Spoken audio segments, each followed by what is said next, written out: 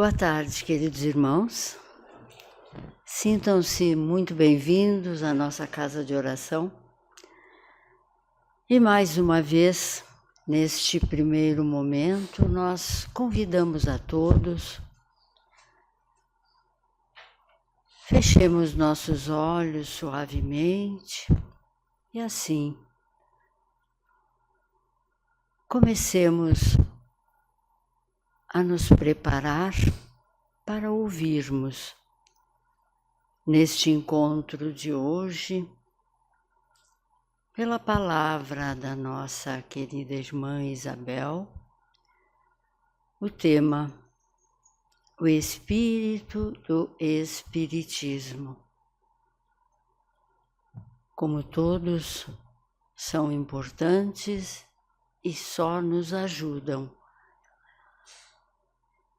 ao exercício de diariamente nos empenharmos para as mudanças que precisamos e que nos propomos a fazer, ou melhor, nos propusemos, que é passado no início, na reencarnação, que nos propusemos a fazer nesta encarnação. Que cada vez mais possamos vibrar e sentir a força do ensinamento desta doutrina e os poderes da equipe que aqui está sempre a nos ajudar, nos proporcionando as energias e as forças positivas que precisamos. Muito obrigada. E que assim seja.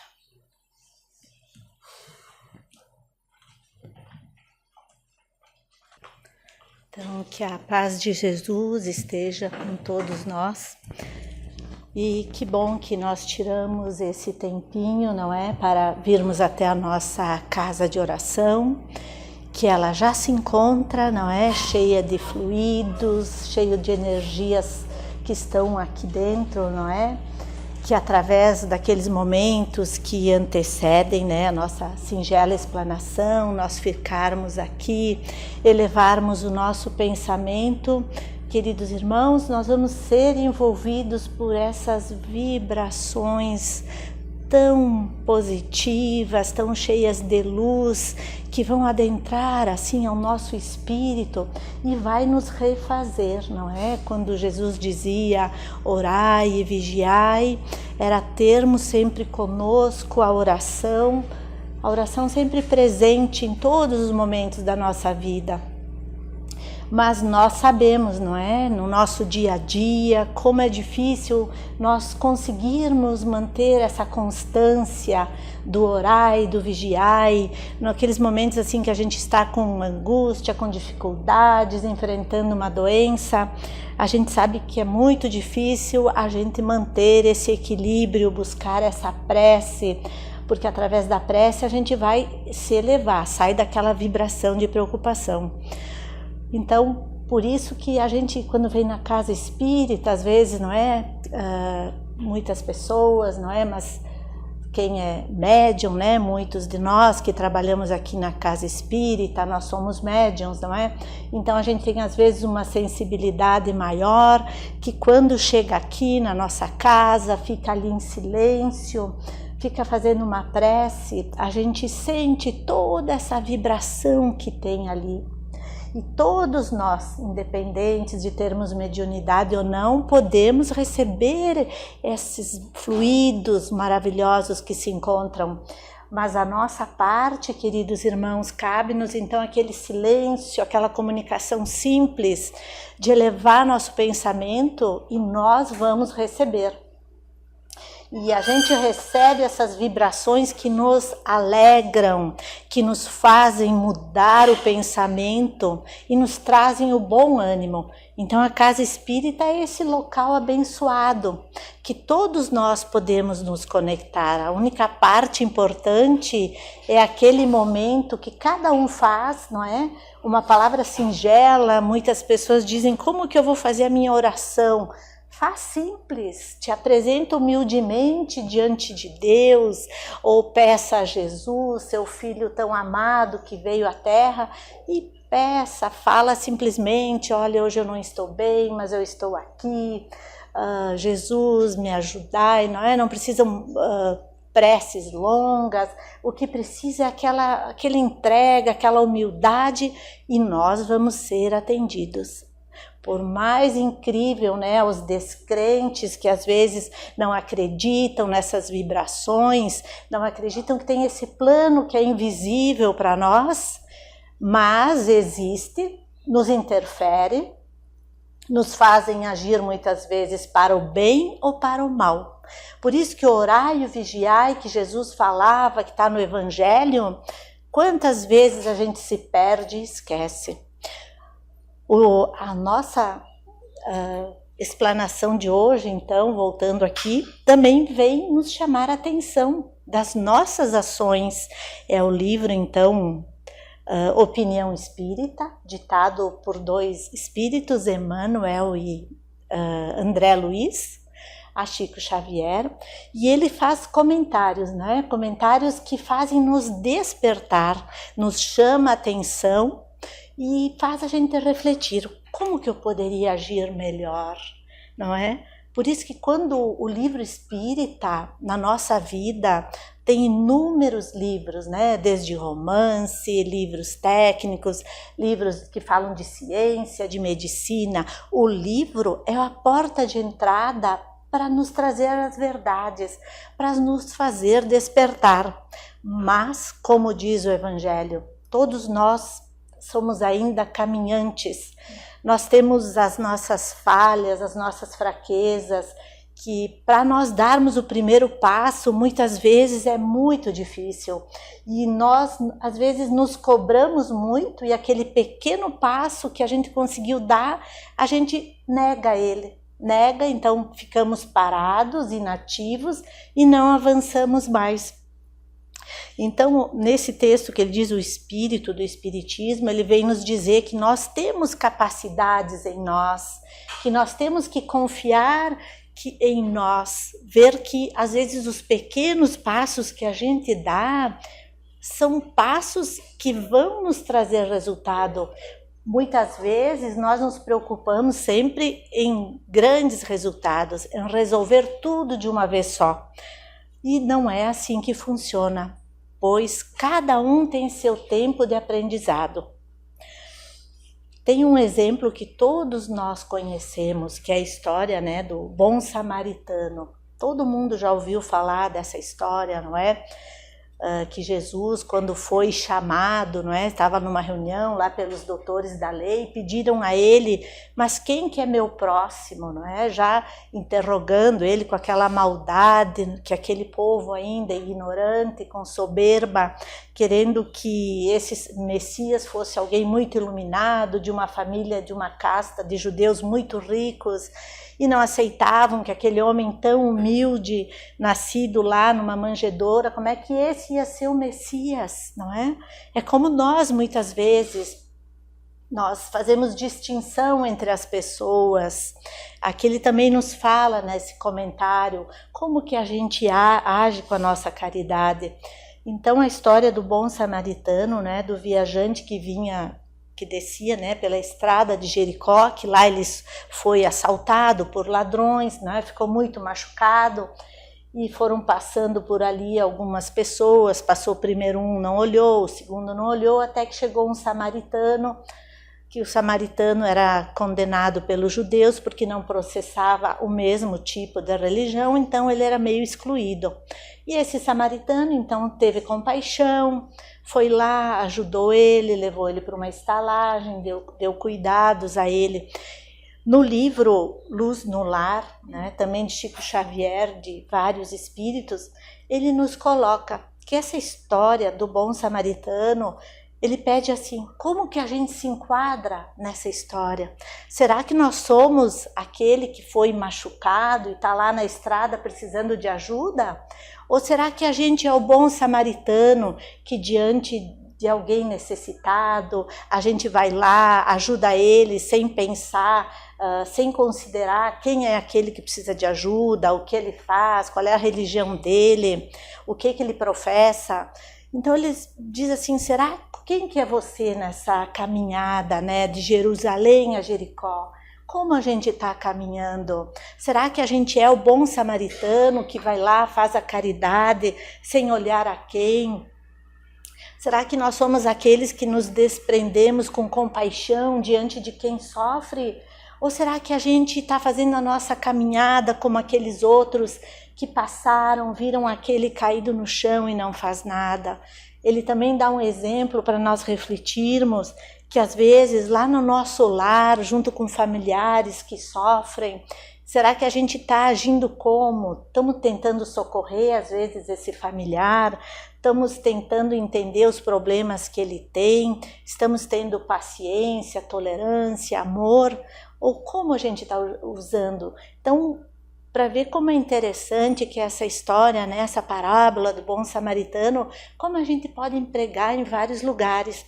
Aqui nessa obra ele chamou nós para o nosso lar, para ver como a gente está agindo. E nós também podemos refletir como é a nossa caminhada na vida. Porque diz que o espírito do espiritismo, queridos irmãos, é a caridade. A caridade, não é que Jesus sempre falou que a salvação nossa é nós termos conosco essa caridade, que não é só uma caridade assim de dar dinheiro, de dar esmola. A caridade maior é aquela que engloba, não é? A benevolência, a tolerância, a compreensão. É essa estrada a nossa vida. Será que nós estamos caminhando de Jerusalém até Jericó? Como? Será que estamos olhando com um olhar mais humano, com um olhar benevolente nas nossas relações? E quando ele traz o exemplo do nosso lar, nós sabemos que o lar engloba as maiores provações que a gente tem. E aí que a gente é uma maneira de desenvolver essa caridade, pois Jesus também dizia que nós vamos encontrar felicidade só no ato da caridade, pois a caridade nos desenvolve a tolerância. Quantos de nós somos um pouco impetuosos, não é? Não temos muita paciência, não conseguimos ser tolerantes com o próximo. E se nós transformarmos, ele vem e nos diz, não, você é capaz de transformar. Ele diz, as leis do Criador, elas são imutáveis. Então as leis, queridos irmãos, desde o tempo que foram criadas, lá quando Moisés recebeu, né, os 10 mandamentos, e que Jesus veio e transformou na máxima maior, amai o próximo como a si mesmo, respeita a Deus, ela nunca vai mudar. Então se ela nunca vai mudar, nós como espíritos eternos, nós precisamos buscar, ele nos diz o texto, a nossa transformação. E a nossa transformação, às vezes, é com essas simples ações da caridade, de buscar ter tolerância, benevolência. Também nos fala, nunca julgue ninguém. Às vezes, por comentários, nós nos vemos, às vezes, julgando as pessoas, comentando certas atitudes. Aí ele nos diz, mas busca ver por trás da atitude das pessoas o porquê que elas agiram assim. Por que será? Porque a gente sempre procura ver aquele primeiro momento. Mas se nós usarmos da benevolência, da tolerância, entendermos aquela pessoa e vermos ela por trás, por que será que age assim? Tem uma história muito interessante também. O livro se chama Luz no Lar também. Conta uma história que tinha uma enchente numa cidade pequena, estava ocorrendo uma grande enchente. E tinha um senhor muito avarento que morava numa casa perto do rio. Esse senhor, ele tinha muitos bens, muita riqueza guardada, diamantes, joias. E ele viu que o rio subia e ele achou que não ia acontecer na casa dele.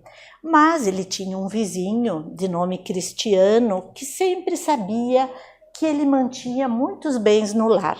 Como a chuva aumentou, o rio ia subir, ele se dirigiu até a casa desse senhor e e bateu na porta dizendo que ia salvá-lo, mas a real intenção dele era poder roubar os bens que ele possuía. Bateu na porta, o velhinho abriu, disse que não precisava de ajuda, que o rio não ia subir, e ele então, vendo que só se encontrava ele próximo à casa, ele empurrou a porta, entrou, asfixiou o velhinho, se apoderou de todas as joias, foi embora. As águas vieram, levou embora a casa, levou o velhinho, ninguém soube de nada. Esse rapaz se mudou de cidade, foi viver com a família, ostentando e usando das joias. Eis que a justiça divina fez o quê? Ele recebeu como filho, anos depois, esse velhinho que ele tinha assassinado. E como chegou esse filho junto a ele? Cheio de revolta, cheio de ódio, cheio de rancor com este pai. E como entender como esse pai ia agir com esse velhinho, que foi o espírito na outra vida, mas que vinha como filho? Queridos irmãos, esse cristiano que fez aquele crime hediondo vai agora pagar o que ele fez. Toda aquela maldade, né? A benevolência de Deus é tão grande que faz se unirem os inimigos de forma tão amorosa, não é? Recebe aquele que tu matou, que tu roubou, usurpou como filho. E como será esse filho? Será revoltado, terá ódio do pai, porque o espírito ainda recorda aquela sensação que ele passou. Chega a esse lar, uma família nova, e que vai ter que o quê? Desenvolver o amor, a caridade, a tolerância para o resgate acontecer. Então, em nossas vidas, às vezes, quando nós passamos por muitas dificuldades, por muitas provas, por muitas tristezas, também nesse comentário, né, o Espírito do Espiritismo, ele nos diz: agradece muitas vezes as dores que você passa, porque tu não sabe o que está por trás desta dor, deste teu sofrimento. O cristiano, então, que vai contar para todas as pessoas: olha, o meu filho não me compreende, eu dou tudo para ele, parece que ele me odeia, parece que ele não me ama. É o resgate. A prova, e o cristiano vai ter que fazer o quê para poder resgatar e poder, quem sabe, viver melhor? Porque imagine um pai, pelo filho, ele vai amar, ele vai ter que tolerar, ter amor, suportar a prova, quem sabe vai ter que suportar a vida inteira até ele desencarnar, aquele filho rebelde, não ter ódio, não ter rancor. Essa é a caridade que muitas vezes vem as provas e a gente não quer aceitar, a gente se revolta, a gente fica com raiva, mas na doutrina espírita, queridos irmãos, a gente encontra a resposta para as nossas angústias, para as nossas incertezas, para as nossas fraquezas. Mesmo que a gente chore num dia, a oração, ela vai nos amparar. Vai vir uma luz, vai tirar aquelas névoas, aquela angústia, e vai nos dar uma boa ideia de como resolver nossa vida. A doutrina espírita é tão abençoada, não é? Porque ela veio trazer Jesus para perto de nós. Jesus é nosso amigo, ele está próximo de nós. Ele não é algo inatingível, que nem muitas religiões, não é? Cada uma, na sua interpretação, coloca um Jesus distante de nós, um Jesus inatingível. E Jesus sempre, quando esteve aqui na Terra, não é? Ele era amigo de todos, ajudava, amava, perdoava. Então, na nossa caminhada agora, queridos irmãos, diante das dores, dos sofrimentos, nós temos tanto amparo, só que nós precisamos fazer a nossa parte. É isso que o Espírito do Espiritismo vem dizer, essa reflexão que foi feita, que a gente tudo tem que procurar fazer com mais amor, por mais simples que seja a nossa tarefa, por mais humilde que seja, a gente tem que buscar aquela inspiração, aquele devotamento.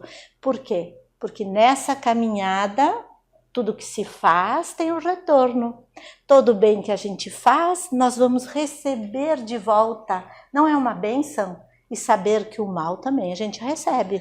Então, os caminhos que o Espiritismo vem nos mostrar através do Evangelho de Jesus é a gente aprender a ser tolerante, compreensivo, a entender porque muitas vezes a gente sofre e encontrar através, não é, da oração, através de fazer o evangelho no lar, que ilumina nossos lares, trazer Jesus para o nosso convívio, que é nosso irmão, ele está sempre próximo de nós, nós que nos afastamos, que uma simples oração nos conecta, nos traz paz, equilíbrio e harmonia. Eu agradeço então a presença de todos nesse momento que tivemos e convido aos médiuns passistas então que se posicionem para nós também agora recebermos esse passe para sermos envolvidos.